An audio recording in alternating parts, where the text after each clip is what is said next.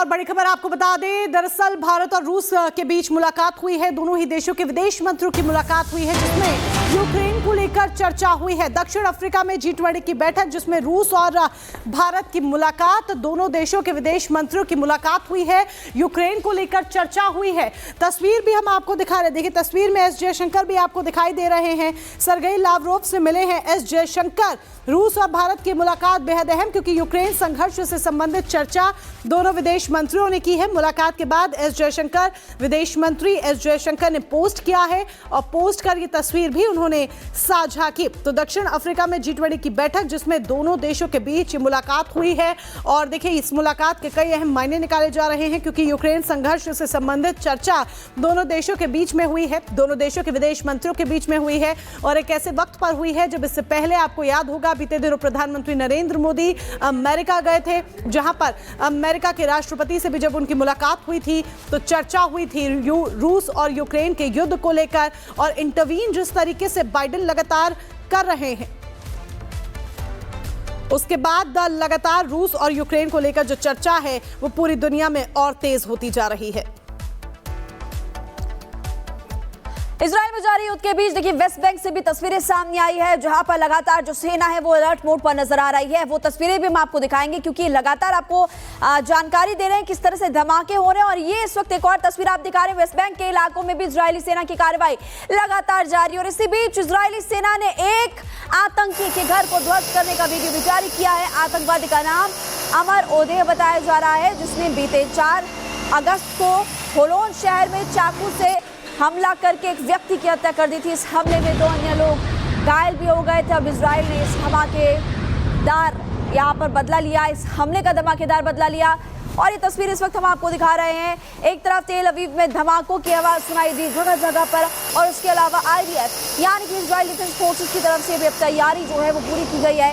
Israel की तरफ से धमाकेदार बदला यहाँ पर लिया गया है। मोनिका, बिल्कुल ये तस्वीरें हम आपको लगातार दिखा रहे हैं। ये देखिए किस तरीके से यहाँ पर धमाका हुआ है और जोरदार धमाके की आवाज आती है। उसके बाद देखिए ये विस्फोट, कितना भीषण धमाका, इतना जोरदार। इजराइल एक बार फिर से धमाके से दहला है, जोरदार धमाके की आवाज आती है। विस्फोट देखिए कितना भीषण होता है।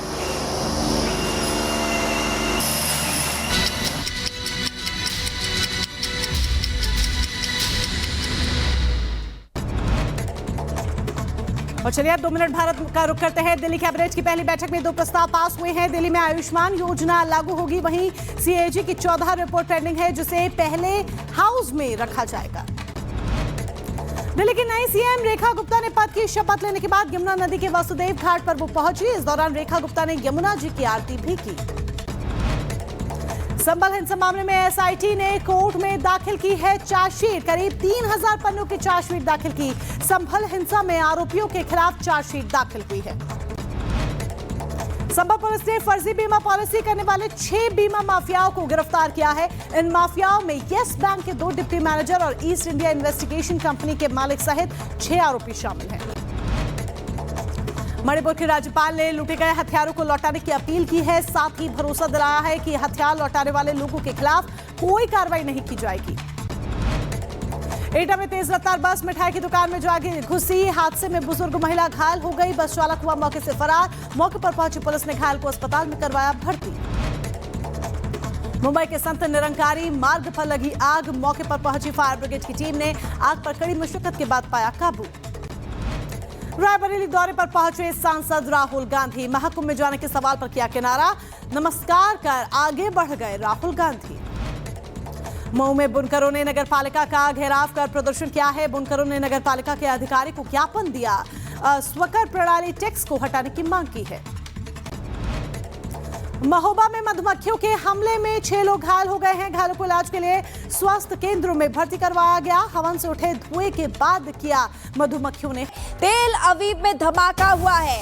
आपको जानकारी दे दें कि इजराइल से एक बहुत बड़ी खबर इस वक्त मिल रही है। तेल अवीव में धमाकों की साजिश, कई लोकल बसों में धमाके की खबर मिल रही है। कुछ जिंदा बम भी बरामद यहाँ पर किए गए हैं। ये तस्वीरें आपको अलग अलग जगहों से दिखा रहे हैं, जिसके बाद कई सवाल यहाँ पर खड़े होते हैं। कई लोकल बसेस भी बताई जा रही है मोनिका, जिसमें धमाके की खबर मिल रही है, धमाकों की साजिश सामने आई है। बिल्कुल एक बार फिर से इजराइल को यहाँ पर कराने की साजिश रची गई है। और ये साजिश किसकी तरफ से रची गई है, क्या इसके पीछे हमास का हाथ है, हिजबुल्लाह का हाथ है, या किसका हाथ है? इजराइल को क्योंकि एक बार फिर से यहाँ पर दहलाने की, एक बार फिर से इजराइल में माहौल खराब करने की साजिश रची गई है। कई लोकल बसें हैं, वहां से भी बम बरामद हुआ है। तो बड़ी जानकारी हम यहाँ पर आपको बता रहे हैं। कई लोकल बसों में धमाके की खबर भी निकलकर सामने आई है। इजराइल में तबाही की तस्वीरें एक बार फिर से देखी जा सकती है। कुछ जिंदा बम भी हैं जो कि बरामद किए गए हैं। तो इसकी वजह से लोगों में एक बार फिर से डर का माहौल देखा जा रहा है। कुछ खाली बसें थी, वहां पर भी बताया जा रहा है कि बम रखे हुए थे। इसको लेकर एक बड़ी बैठक भी यहां पर बुला ली गई है। इस बीच एक और बड़ी अपडेट आपको ये बता दें कि तेल अवीव में धमाकों से जुड़ी बड़ी अपडेट ये कि सीसीटीवी में संदिग्ध दिखा है। धमाके के बाद ट्रेन में चढ़ता हुआ दिखा है संदिग्ध। तस्वीर आपके सामने, सीसीटीवी फुटेज को जरा देखिए। धमाके के बाद एक संदिग्ध नजर आ रहा है जो ट्रेन में चढ़ रहा है। ये सीसीटीवी फुटेज सामने आया है। सीसीटीवी फुटेज सामने आया जिसके आधार पर जांच पड़ताल को अब आगे बढ़ाया जाएगा। कौन है ये शख्स जिसने इजराइल का माहौल खराब करने की कोशिश की, इजराइल में कायदा मचाने की साजिश रची। और बड़ी खबर इसी बीच एक और बता दें, तेल अवीव में धमाकों की साजिश, जिसके बाद आपको जानकारी देने कई लोकल बसेस है जहां पर धमाके की खबर मिल रही है। और अभी लगातार आईटीएफ, इजराइल डिफेंस फोर्सेस इस पूरे मामले की जांच पड़ताल कर रही है। आपको ये भी बता दें कि यहाँ पर धमाके जैसे ही उसके बाद एक संदिग्ध भी नजर आया, जो कि हमने आपको सीसीटीवी फुटेज दिखाया भी। इसी आधार पर जांच पड़ताल की जाएगी और कई परिवहन सेवाएं जो है वहां पर निलंबित की गई है। नेतन्याहू ने सुरक्षा बैठक भी इस दौरान बुलाई। इजरायली परिवहन मंत्री की तरफ से भी बड़ा फैसला किया गया है कि कई परिवहन सेवाएं उनको फिलहाल निलंबित किया गया है। बस ट्रेन सेवाओं को निलंबित किया गया। अगले आदेश तक परिवहन सेवाएं निलंबित रहने वाली है। नेतन्याहू ने भी एक बड़ी मीटिंग यहां पर बुलाई। और अब खबरों में आगे बढ़ते हैं, बात करेंगे मौसम के मिजाज की। जम्मू कश्मीर से खबर मिल रही है जहां पर भारी बर्फबारी हो रही है, जिसके बाद वहां पर बर्फ की मोटी चादर बिछ गई है। एक और जहां कुछ पर्यटक इस बर्फबारी का मजा लेते हुए नजर आ रहे हैं, तो वहीं इसके चलते कई सैलानियों के सामने संकट भी खड़ा हो गया। तस्वीरें आपको दिखाते हैं, रिपोर्ट आप देखिए।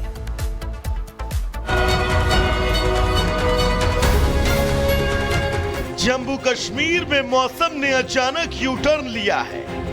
मौसम का मिजाज ऐसा बदला कि हर जगह बस बर्फ की सफेद चादर नजर आई। नजारा इतना खूबसूरत है कि जहां भी देखो बर्फ ही बर्फ बिछी है।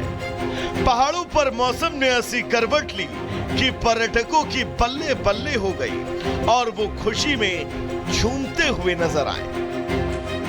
जम्मू कश्मीर के पटनी टॉप में भारी बर्फबारी से वहां पहुंचे सैलानियों के चेहरे खिल उठे और वो स्नोफॉल को एंजॉय करते हुए दिखे। जो भी आएगा वो अपना पूरा बंदोबस्त करके आए। ठंड इतनी ज़बरदस्त है कि आपके हाथ जो हैं मेरे सुन्न हो चुके हैं इस वक्त, पर हाँ रियली में मतलब एक अलग मजा आएगी। अभी हम यहाँ पर हैं आपका नाथा टॉप पर, पटनी टॉप में, एंड अमेजिंग स्नो